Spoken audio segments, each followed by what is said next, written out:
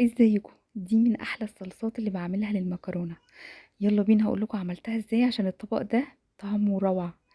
اول حاجه بجيب 10 فصوص توم، مثلا لو هعمل كيس مكرونه واحد، وهقطع فلفل الوان معايا، احمر واصفر واخضر.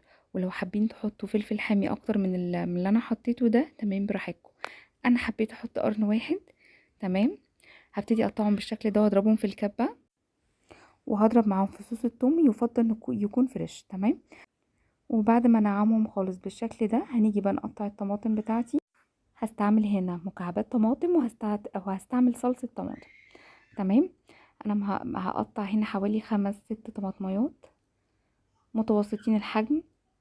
بعد ما اقطعهم، هنيجي الاول في طاسة فيها حتة سمنة حلوة كده، وهنزل معايا بالثوم والفلفل اللي انا جهزتهم معاكم، وهننزل بيهم تشويحة سريعة. نزلت بمعلقتين كبار زيت زيتون، وبعد ما اشوح 5 دقايق هبتدي انزل بالطماطم بتاعتي، يكون التومة كده ابتدت تطلع ريحتها. وبعد 5 دقايق تشويح للطماطم، ابتدي يعني احس ان الطماطم بتدبل. هنزل ببابريكا وكمون وفلفل اسود وملح، ونبتدي نقلب تشويحة بسيطة خالص تطلع ريحة التوابل، وهنزل معايا بكوباية من عصير الطماطم. ده كده هنبتدي نعلي النار، ياخد غلوة معايا، وهبتدي اوطي النار واسيبه لحد ما يتسبك ربع ساعة تلت ساعة. ولغاية ما تتسبك الصلصة بتاعتي، ببتدي اجي في حلة فيها نصها مية، وهنزل بمعلقة ملح حلوة وشوية زيت صغيرين ما كانوش باينين هنا. ونزلت بالمكرونة اللي انا عايزة استعملها.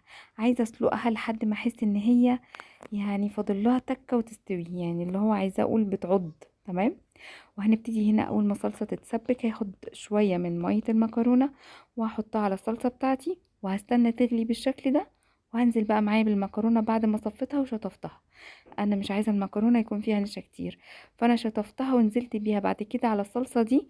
وهقول لكم ليه انا سبتها فيها عضة، علشان تاخد السوا او الطعم مع الصلصة، فتستوي جواها، هتلاقيها متطعمة اكتر ما بتكون استوت خالص. تمام. بعد ما بحطها على الصلصة بتاعتي، بسيبها 5 دقايق على نار هادية خالص، وببتدي اشم روايح فظيعة. عايزة اقول لكم دي من احلى الصلصات اللي بعملها للمكرونة، بتطلع طعمها حلو جدا. يلا جربوها، قولوا لي رأيكم. ما تنسوش تدعموني بلايك وسبسكرايب عشان يوصل لكم كل جديد.